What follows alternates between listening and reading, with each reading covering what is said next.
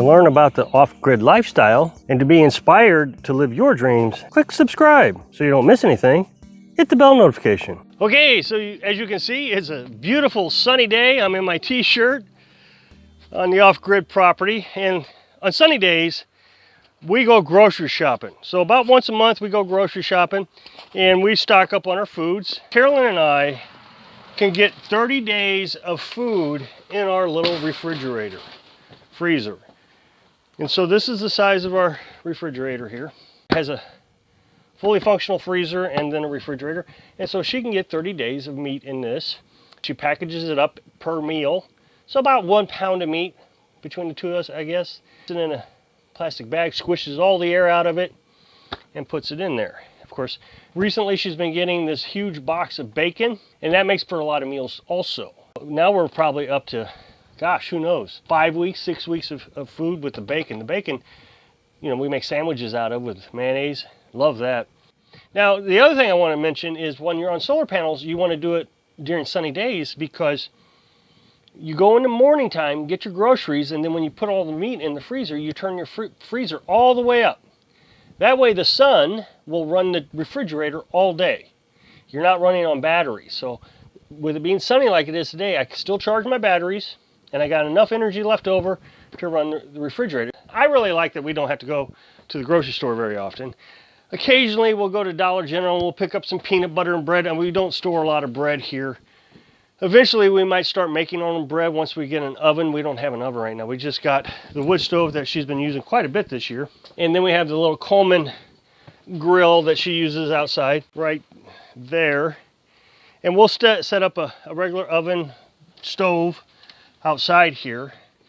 And in the spring I'll put a real roof on top of the porch so it doesn't rain and all that stuff. And then we can start making breads and maybe start canning things, that kind of stuff. But in the meantime, I've been trying to figure out a way to preserve pork specifically. And so a few weeks ago, 14 days ago to be exact, I cured a piece of pork. So here's the pork that I cured 14 days ago. So what I did was I salt cured it. My original thought was I would show you footage of me curing the meat, that piece of meat, 14 days ago. But of course it would have been a repeat video. However, Carolyn decided that she wanted to buy these two pieces of meat here. They're 4 pounds each, I think, yeah. We'll cure these, since the freezer is full. We'll put it in the refrigerator for 3 days, because you gotta let it stay cool for 3 days. That way the salt can get into the meat. And then we can take it out and store it underneath the bed like we did that piece. This will give us like 5 extra meals that we don't even have to use the freezer for. My original thought was in the fall I would butcher a pig. I would cure the whole thing, cut it off in 8-pound pieces, cure it, keep it cool because it would be cool outside in the fall time. And then in 3 days, then I could just put it in a bin, put cheesecloth around it, and let it sit, and we could eat it when we wanted. The thing is she found these pieces of meat on sale. They're 99 cents a pound, and she thought that was a really good price. But she always passes these kind of bargains up. Well, now that we're going to cure it, we can have all the space that we want.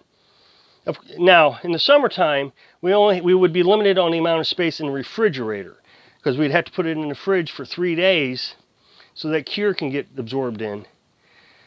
But even at that, these little 2 pieces of meat here fit in there quite nicely. So even if she had a third one, we still could get it in the fridge. So that would be, 5, 10, maybe 15 days of extra food that we don't have to put in the freezer. If for whatever reason, and we're not going to run out of power because we got solar panels, and then we have batteries. We can also charge the batteries with the generator. So we have a lot of backup sources of electricity. But if for some reason our freezer went out, or we lost electricity, or if you lose electricity, you still have 15 days worth of meat just sitting there that you could eat while the other stuff went rotten. All you got to do is you can go on Amazon and you can pick up a 2-pound bag of this. It's Morton Tender Quick, and it will cure 64 pounds of meat. It takes 1 tablespoon of salt of cure for every pound of meat, and you just rub it in. It's really easy. Then you put it in a plastic bag for 3 days. It's got to stay cool. It's got to stay in between, I think, 34 and 40 degrees. Keep it cool for those 3 days. Take it out of the bag, take it out of the cooler, take it out of the bag, put cheesecloth around it, let it sit. You won't smell anything. That piece I showed you out there on the grill, I'm going to cook up today. And it doesn't smell bad at all. So this is a real solution to a problem when you're living in a tiny house or you're minimizing your lifestyle. Remember, everything we do is minimalization. We have a small refrigerator because we live off solar panels, minimalization. We live in a small house, so we don't have to have a lot of electricity or a lot of heat. So minimalization is the key to living off grid. So I'm going to show you how to cure this real quick. I'm going to cure one of these, and then we're going to go out there and I'm just going to cut off a slice of that meat. I'm going to cook it up like a ham, piece of ham, and I'm going to eat it right here on the camera. And then tonight we're going to hack off the other half of that. She's going to put it on the wood stove here and let it roast over the next several hours. Okay, so the first thing I'm going to do is I'm going to measure out how much salt I need. Each one of these packages of meat is 4 pounds, so 1 tablespoon per pound. And it's just white salt. It looks like white salt, but there's nitrates and different things, preservatives in it. Now, a lot of people will say that these preservatives are not healthy. It's basically the same preservatives that you have in bacon and ham. I mean, they cure ham. It's a sugar cure. You can buy all kinds of different cures, bacon cure. Just do your research, figure out what you want. This is just regular old cure. And then all you got to do is just rub it on, and it's just that simple. It's not hard at all. Now, the thing is you really got to do a good job of rubbing it on. So, because if you don't, and you miss a spot, that one little spot could cause you some issues. I told the story last time that my grandpa used to cure his ham. And the boys and him would go out, you know, Grandma would say, go out and get some ham, we'll have ham for dinner. So Grandpa would go out and, you know, of course, there'd be a bad spot on it. And he'd have to cut off, like, you know, this is going to sound gross, he'd have to cut the maggots off of it. And he'd tell the boys, we won't tell the girls about this. And we all survived. I mean, none of us are dead. But I remember he'd always put them out in the well house and they'd just sit there. There was one time that he had me in his tractor wagon. He had a tractor, an old Ford. We were going down the road on it. We were going to go cut some trees. And he had these hams, I guess. And I didn't know what they were back then when I was a kid. But he had these hams sitting on the back of the trailer, and one of them bounced off. And I didn't think anything of it. I just thought it was trash. I didn't know what it was. Dog food? Now that I'm older, I realize what it was, and I feel terrible that I didn't tell him to stop. Now, you'll see there's all kinds of grooves and things in this meat here. And I try to get it all covered up because that's probably where the maggots would go, is right there in those little spots that don't have any salt in it. What happens is salt will soak into the meat and remove the water. So for 3 days you have to put this in a bag. And when you take that out in 3 days, the bag will just be full of water. But then the ham's all nice and dry and feels like a piece of leather on the outside. I've been really researching this a lot. A lot of people will put too much salt on it or not enough salt. You want to follow the instructions. This is going to taste really bad if you use too much salt. It's going to be really salty.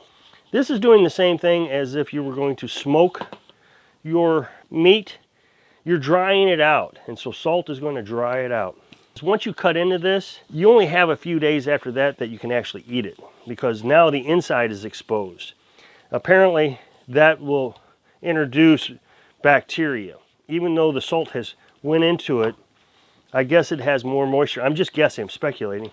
It has more moisture than the rest of it. Okay, so I bought these I don't know, what are they, 5-gallon bags? 2 gallons, I think. I'm not sure. Anyway, I'm just going to stick it in here for 3 days. That's what the instruction says. Last time I did this, a lot of people said, don't do it, you got to put it in cheesecloth. For 3 days it goes in the bag. Then you can take it out and put it in cheesecloth.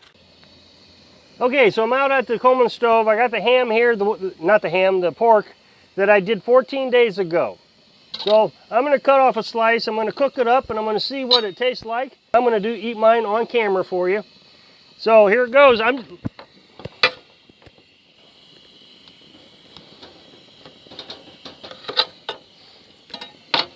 So there it is. Okay, so it's cooking nicely. Smells amazing. I wish you could smell it. It really smells good. I'm gonna get off the grill here and okay, so here it is. I'm gonna give it a try. Smells fine, smells really good. Oh, yeah, that's really good. I know I'm chomping on the food on the mic and that grosses a lot of people out, but can't test it any other way. I mean, I recognize the taste. Can't tell you what it is. That is fantastic. I hope everybody gives this a try. It's not hard to do. It doesn't even take much time. Yeah, fantastic. So I hope I can inspire you to try something new for your dream. Thanks for watching.